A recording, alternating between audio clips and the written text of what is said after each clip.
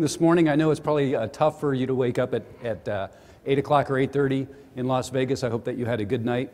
Yesterday you met my esteemed partner Mike, and Mike is from Florida. I know we've got people here from all over the country. I'm from Los Angeles myself, which I really enjoy being from, but I know that there are a lot of stereotypes about California. Mike sometimes makes fun of me. Just to set the record straight though, I don't surf and eat red meat, and I haven't smoked pot in 15 or 20 hours. So we're talking about targeting, which is about making deliberate choices. And Mike said something that's really, really important. He said, this is about thinking beyond the day-to-day tactical, how are we going to get this order? This is about sitting back and thinking about the future of your business. And the reason that you come to Vegas, I mean, I guess, you know, maybe you can make some money, although I don't think they build these buildings because they're used to paying out a lot of money. Maybe you're here to have fun and, you know, eat some good food and meet some interesting people, talk to some vendors, all that kind of stuff. But the reason that you get on an airplane and travel thousands of miles is to get away from it and to think about the big picture and to put some perspective behind your business. And so the tools that we're going to talk to you today about are going to help you look at the big picture. And so what's really important is that as we go through these exercises, you get out of the stands and onto the field and you think about how these really apply to your business. Some of the stuff we're going to show you might not apply. It might not really work. It might not be a good fit. Some of it is a very good fit, but you're going to have to put some effort into how you would use it. But if you come out here and you leave at the end of this week, and all you've done is the same stuff that you've done for the last 2 or 3 times, meet some vendors, come up with some interesting ideas, then I think Mike and I haven't done our job. Because what we want you to do is think very fundamentally about your business, about where you're spending money, where you're not spending money, which is arguably as important. And so that's about understanding targeting, which is a concept that Mike talked about yesterday.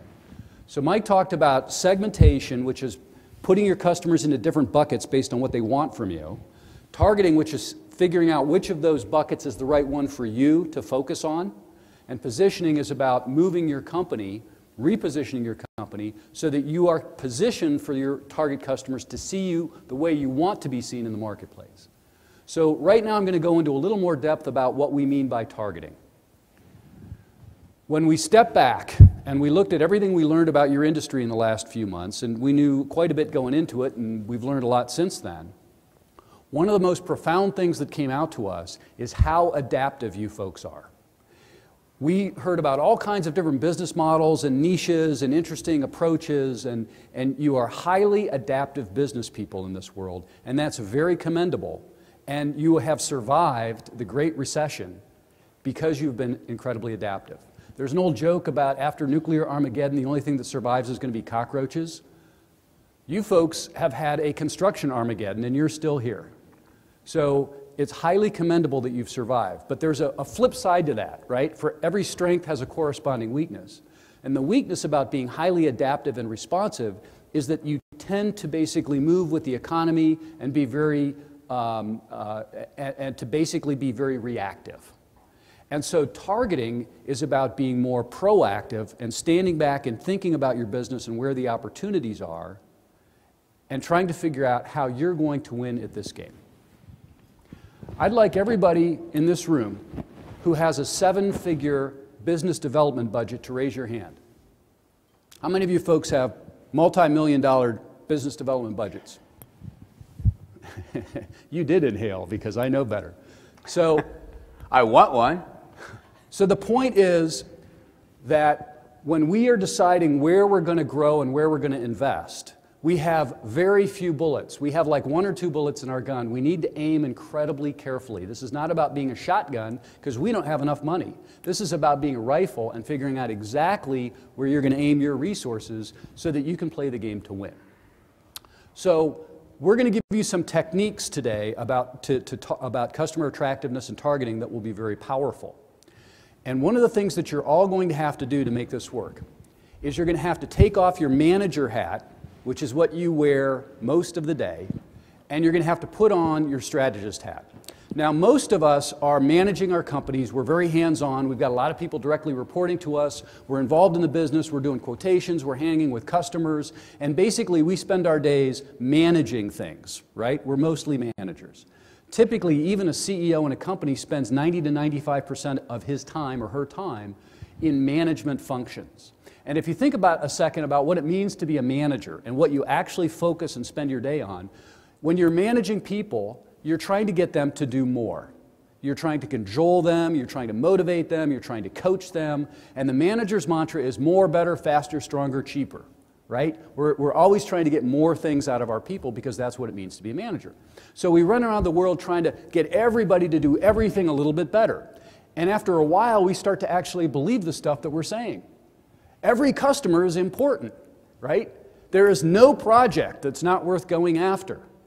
We provide the best service at the lowest prices, right? With the deepest customer relationships and the highest quality products.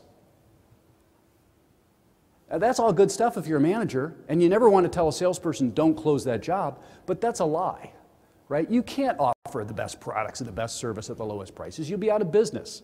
Nobody really does that. You talk about that, and you coach and motivate people, and you say you're doing that, but you're really not doing that because you can't. So today, what I want you to do is take off that strategist hat, more, better, faster, stronger, cheaper, and I want you to put on, take off the manager hat, and I want you to put on your strategist hat to say, let's really be grown-ups about this, and let's not, run this delusional sort of management double speak that we've been using, 95% of the time. And let's think about what our company is truly good at. And so this is going to be a challenging concept because the fundamental concept of targeting and segment attractiveness is what are you not going to do? Because you can't start doing something unless you stop doing something else, right? If you've got two bullets to shoot at, then the real question is what are you not going to shoot at? What are you not going to focus on? So that's what segment attractiveness is about, and we're going to give you a tool that's going to help you walk through that. On the right side of this chart, there's a classic matrix that was developed by the Boston Consulting Group in the 1970s, and I know it's a little bit hard to read, but there are basically two dimensions. So on the X dimension, you've got basically the cost to grow. This is how hard or how difficult it would be for you to get more revenue or more sales or more profit out of this customer segment. The y-axis is the potential to grow, which is how much is there for us to go get. And essentially what the Boston Consulting Group did is they were the first ones to put this in a quadrant and say, well, what we really want to do is we want to rank our customers and our segments and our markets based on our potential to grow, their potential to grow versus their cost to grow. So if there's a segment out there that's going to cost you a lot of money to grow it, and the potential is very low, then the technical term for that is it's a dog, right? We do not want to invest discretionary resources in that because it's just not worth it. On the other hand, if there is a segment out there that's not going to be that tough to grow, and it has a high potential, then we would call that a star. And that would clearly be something that would be very attractive for us to invest in. The ones that don't have a lot of potential, but they're really not that hard to go after, people call those cash cows or harvesting opportunities. We like to use the term optimized profitability. And what we mean by that is what you're trying to do is not oversupply any services. So if you've got somebody in a cash cow segment or a harvest segment, and you've got a sales rep that's calling on them twice a month just in case, then ideally what you want to do is you want to take some cost out of that by having less frequent calls and free the guy up so that he can spend more time calling on customers that have higher potential for growth. Not saying you ignore them, and if there's a problem you take care of them, but what people fall into a trap is they start providing excessive services.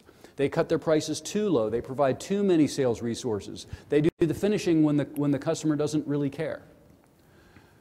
Then there are ones that we're not sure, which are in the upper right quadrant, where we really don't know. It might be very expensive to grow, but it might be high potential, and that's where you might experiment, but you have to figure out what you're trying to accomplish. So this is the scientific process that big dog companies use, and there's no reason in the world that everybody in this room can't use the same technique, and I'm going to give you a little more about how to do that. The second piece in this, after you've looked at the customer's attractiveness, is you have to start thinking about your own business and your core competencies and what you're really good at. And you have to be kind of honest with yourself, and I'm going to give you a couple of different opportunities. I got married about 5 years ago. Very late in life I got married. My brother used to say that he thought I was the smartest guy in the world, and now he realizes I'm just really slow. I had a lot of trouble finding the right woman. And I had a cousin who's a female, and she told me one time, she said that there are 3 different kinds of men that women are attracted to. Some women like really good-looking men. Some women like really sensitive guys who listen, and some women like men who are meek and subservient. So it took me a while to realize that I probably wasn't going to win with the women that wanted the handsome guy. It took me even longer to realize that I wasn't going to get the ones that wanted a sensitive guy. So I realized that what I need is to go after the women that really like the meek and the subservient guys, because I can win there, right? So I picked my target because I knew where my sweet spot was. And a lot of that is the same concept in business, which is really understanding your fundamental sweet spot. Strategically speaking, there are 3 generic strategies. And almost every company or every division of a company falls into one of those strategies. The first strategy is called product leadership. And this is when you sell the greatest, coolest, best thing. You could think about somebody like Apple. Apple wins in business because they have the coolest stuff. If you're a system integrator and you're selling the highest technology stuff, and you're trying to give a campus security, campus police something that they can't buy anywhere else, then you're providing product leadership. If you're selling really high-tech or architectural doors that people can't get anywhere else, you're doing product leadership. The second generic strategy is customer intimacy. And customer intimacy is about finding a core group of people that you can become very close to and actually become embedded in their business. So you get very close, you learn about their business, and you actually become a part of their value chain. Dell is an example in computers where they basically customize their offering. You can get whatever you want, as much memory, hard disk, screen size, everything. It's all custom just for you. In the contract hardware world, an example of that might be a deep relationship that you have with a hospital or a university where you're providing a wide range of services. You're the first guy on their call list when they have an issue. You're invited into their facility management meetings. You're invited into their projects. You help them write the specifications. That's customer intimacy. The third generic strategy is volume or cost leadership. And basically what that says is we win because we sell the same thing over and over and over again. We enjoy economies of scale so we can cut our prices to the bone. As we lower our prices, our products become even more competitive, so we sell more of them, which means we can lower our prices even farther. Potentially, if you're going after a contractor segment that is completely price-driven, and I think there might be a few of those price-driven contractors in business right now, but if you're going after that contractor business, then volume leadership might be the right approach. Because what you're trying to do is if you've got one project manager or one quotations expert that you're paying the same amount of money whether they quote 1 job or 20 jobs, you want to be quoting as many jobs as possible so that you can scale and leverage those costs and win a lot of projects. So you try to take cost out of it. So in the product leadership, if you think about it, those are kind of bland topics, but the position, the generic strategy that you pick has a profound impact on every aspect of your business. Every aspect. That's why it's so important to get clear about what you're really doing. If you're in product leadership, you have to put a lot of money into R&D, research and development. If you're going to be in the system integrator business, you're going to have to send people to school to learn how to do it. And it's not like one time every 10 years. It's like every 6 months. You're going to have to do that. You have to invest because what you're trying to do is stay ahead of the technology curve because you're in the product leadership business. You need to get much higher margins if you're in product leadership because you have to pay for the expenses of all of this. If you're not getting high margins, by the way, you're not offering product leadership. Typically, product leadership companies have highly centralized management. They don't have these branches all over that all operate independently and do their own thing. It's very structured, it's very centrally managed, and basically you've got a finely tuned operation that's constantly providing the highest end stuff. If you're in a customer intimacy business, you look very different. You're practicing what we call mass customization. Every customer is treated a little bit differently. And the people that are closest to the customers, which are typically someone at a local facility or a sales rep, is making decisions about pricing and about service levels and about other things that you're providing. You would also expect to get higher margins because your customer needs you and depends on you. Typically, in a customer intimacy model, the business is highly decentralized because the whole idea is to be responsive to customer needs, and so you need to make decisions close to the customer, which means that corporate needs to have a very light touch and needs to stand back and let the local people make decisions. And then volume cost leadership is about making investments in capacity. Typically, when you're in a volume leadership, you have very low margins. But ideally, you would have very high turns, meaning that you would turn products very quickly, and you are also generally, in a volume or cost leadership model, highly centralized, because the idea is to keep everything ruthlessly consistent, to wring all the costs out, to run everything as efficiently as possible, which means if you think about McDonald's restaurants, right, every McDonald's runs exactly the same way because it's highly efficient. So those are very different models, and you need to ask yourself, honestly, which is closer to your sweet spot? So I'd like everybody to stand up. Please stand up, if you can.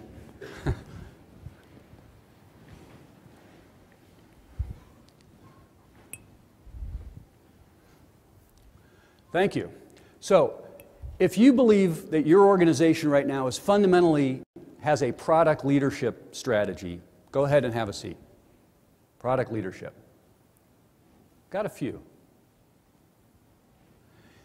If you feel that your company is fundamentally in a volume or cost leadership strategy, go ahead and have a seat. That's interesting. If you think that your company is a customer intimacy company, please have a seat. Steve, what was interesting is that several people from the same company sat down at different times. Yeah, that's true.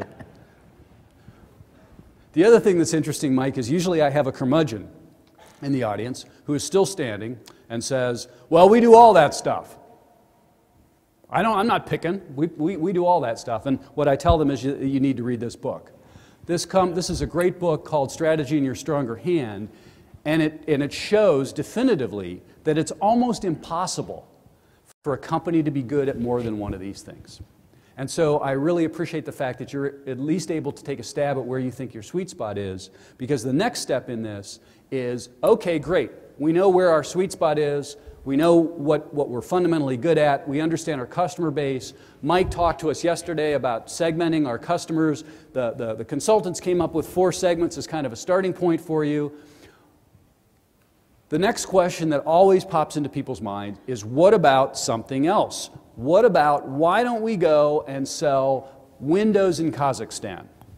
Right? I was drinking at the bar the other night with somebody, and he's selling windows in Kazakhstan, and man, he's making a killing. It looks really great. Why don't we go do that? And what we have found is that the grass always looks greener, and you have to be very careful about moving into new markets. Not that it's impossible, you just have to do it intelligently. Mike showed you the matrix on the right side about the fact that when you're selling existing stuff to existing customers, it's hard. When you start selling new stuff to existing customers, it's even harder. Selling to brand new customers is even harder than that. And moving into 2 adjacencies where you're selling something brand new that you've never sold before to a customer that you've never sold to, your odds of success in doing that is microscopic. Microscopic. So there's a book called Growth from the Core, some of you have probably, by Allen and Zook, that some of you have probably read. They did the statistics on this, and they basically found that there are 3 types of adjacency moves that have a reasonable level of success, and once you get beyond that, your probability of success is really, really low. Moving to a new geography, taking your existing business, so you know how the customers, you know what the customer base looks like, you know what the products look like, and what I'm going to do is I'm going to go to another location, maybe next door to me, has the highest rate of success overall across all businesses. Taking new products and services to your existing customer base has the second highest rate of success. The third highest is new distribution channels. Once you get beyond those 3, you're into low single-digit success rates. Low single digit. Fundamentally, what the book says is that the knowledge of your customer base is the most valuable thing that you have in your company. So selling more stuff to your existing customer base, whether in a new geography or new products, is your highest probability of success. You have to be very careful with this. Everybody always thinks the grass looks greener, but that other market already has all kinds of competition and a bunch of other people duking it out, and they've got low margins too, and they go to their conferences at the, in Las Vegas and talk about how crappy their business is. How many of you have heard of Procter & Gamble? How many of you think that they're probably a pretty good marketing company? You think Procter & Gamble does their homework? Do you think when Procter & Gamble decides that they're going to introduce a new product, do you think that they're relatively diligent, or do you think they just kind of hang out and say, that sounds like a cool idea, let's give that a shot and roll it out worldwide? They're very, very diligent. They have the focus groups, they have the studies, they do research up the kazoo. Procter & Gamble is probably the world's greatest marketing company. Do you know what their assumed rate of success with product extensions is? Anybody take a guess? When they come out, not with the new product, right? This is an extension of existing, tied with testosterone, the man's detergent, right? When they come out with a new product, their assumed success rate of Procter & Gamble is 20%. 1 out of 5 will work. 1 out of 5. So, we need to be very diligent. Mike showed the chart yesterday about how we would analyze or evaluate potential new segments if we're thinking about growing or investing money. And there are basically 3 dimensions. There is the potential to grow, which is how big is it? How much is it there for us to go get? If it's really big and we just need to take a tiny little share of that market, our chances of success are going to be much higher. If it's growing quickly, then our chances of success are even higher because there's new entrants coming in there and there's turmoil and it's not a static market. The cost to grow is about how closely our current products fit and how well we understand those customers so that we have a chance of penetrating, right? And then the profitability is about whether that customer is going to be willing to pay or recognize the value of the services that we're providing. This is the fundamental tool. So what we've done is we've put this in a matrix, and I realize this is an eye strain, but essentially what you do is you come up with columns for the criteria that make sense for your business. Now, every company in this room will have different columns in this tool. Every company will have different columns. There are a lot of similarities. Some of the columns will be the same, but it's a unique model for your business. You have to sit down and do some thinking, but it's an incredibly powerful tool. Essentially what you do is based on your strategy, you come up with a criteria. We know where our sweet spot is. Hey, Steve? Yes, sir. Do you guys have enough light to actually read this? Would you like it lighter? Yes, no? Yeah, or another question is, can you actually read it on the chart? Well, it's in here. I guess I just have old eyes. So, can you guys read this? Okay, we're good. Sorry. Wow. I'm feeling really old. I'll just be quiet now. Or you could go stand like 3 feet away from the screen, Mike. So each of the columns, you decide what your strategy is. We're in the customer intimacy business. So one of our columns needs to be, is this the type of customer who's going to be interested in developing a relationship that they're going to be willing to pay for, right? So you think about what your strategy is, and you come up with these criteria in the potential to grow, cost to grow, and profit. And you put your ideal segments, and some of these may be your existing customer segments, and you're trying to decide whether you want to double down and whether you want to get higher share or whether you want to invest. And some of them may be new segments or adjacencies that you're thinking about. And you basically rank them and you go across. Now in this example, red is always bad, yellow is okay, and green is good. So for example, in the cost to grow, one of the criteria might be access to key decision makers. Can we even get access to these people? Is a VP of facility management at a university campus even going to answer our phone call? I mean, do we realistically have an opportunity to even get access to the key decision makers? In this example, if the answer is yes or it's a high probability, then we make it green. And if it's kind of average or medium, we make it yellow. And if it's low, we make it red. And of course, the levels of what constitutes high, medium, and low will be different for every company. The point is not the precision of the tool. The point is that you have a methodical way of evaluating your opportunities rather than just the sales guy brought me the order and it seemed like a really good idea yesterday. Because what happens is you wake up one day and you realize that because of these incremental moves, you've ended up positioned all the way over here when your sweet spot is really over here. So doctors, surgeons have a checklist that they use. They may have done 1,000 surgical procedures, the same procedure 1,000 times. They still have a checklist. Pilots, most of you probably flew here. Before a pilot takes off, he's got a checklist. How many times has he taken off? You'd think he could do this all in his head, right? No, he's got a checklist. This is your checklist for your business. You can't just do this, intuitively. You have to have a methodical process. When Mike and I do strategic planning for companies, and we sit down and we force them to go through this tool, and they whine, and they say, well, I know what the answer is going to be. They never do. The answer is always different from what they thought it would be after they go through this process, because you can't use intuition with this much level, with this much detail. So I've given you, actually, I'm going to go backwards. We've given you a set of, I think there's maybe a dozen criteria up here that could potentially be columns on this chart. And what we would like you to do is we'd like you to think about how you would use this chart, what the criteria would be in your business, and we're going to ask you to spend some time with some other folks around the table, or if you've only got 4 or 5 people on your table, you might want to combine with other tables. But we're going to have 3 exercises today where we're going to ask you some questions about the tool. This is the first. And this is the most important part of your morning. It's very easy to listen to Mike, well, it's a lot easier to listen to Mike than me, but it's very easy to sit back and listen to us and just sort of passively absorb this material, and maybe some of it seems right, some of it seems wrong. The most important part, and the way that you're going to know that you actually get something out of this workshop this morning that you're spending 3 hours in, is the exercise that you're going to do right now. So I'd ask you to really put some thought process into this. And what we're going to ask you to do is get together with the other folks at your table. If you've only got 4 people or 3 people at your table, then I'd strongly suggest that you combine with another table so that you have at least 6, 8, 10 people, because part of this is getting the discussion going. Introduce yourselves so that you know each other's names and companies and tenure, and sort of give a quick background. And then what we'd like you to do is take a look at the criteria, and this is the stuff that's listed on this slide. Take a look at this criteria and think about each one of those columns. Is there anything that you would add or anything that you would take off of this column? Do you see how these things would apply to you?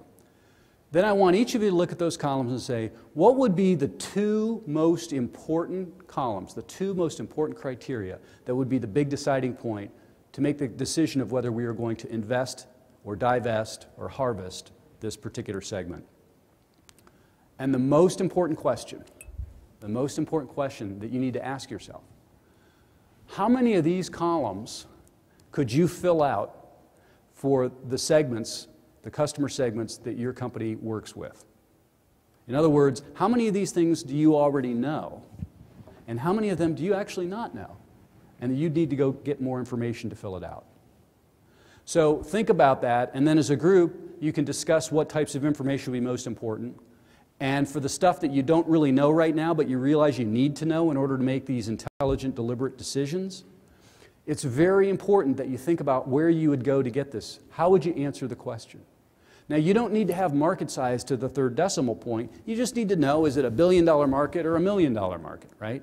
And you don't need to decide, well, is high or medium or low, what's the specific criteria. This isn't about false precision. It's about a methodical, intentional way of picking relative attractiveness of customer segments. And if you have some information that's really important for making that decision, and you don't have that right now in your company, you need to figure out how to get it. It's very important. Yes, sir. Okay, they're actually listed on the slide. The first question is, what would you add? The second one is, what would you remove? The third is, what would be the most important columns for you? And the fourth would be, which ones are you able to fill out now versus which ones would you need more information on? So what we're going to do is we're going to give you 15 minutes, which would take us to 9:59. And then we're going to let you take a 15-minute break. So Mike and I will be starting up again with the next tool, which is going to be even more fun. at 10:15. And what we're going to do for the next 15 minutes is Mike and I will be walking around to your table. So if you have questions, if I were you, I would be taking advantage of the opportunity to have discussions with your peers and also the consultants and try to get as much out of this exercise as you can. Apply it to your own business. This is how you're going to get value out of this process. So 15 minutes, we'll take a break at 10, be back for the next tool at 10:15.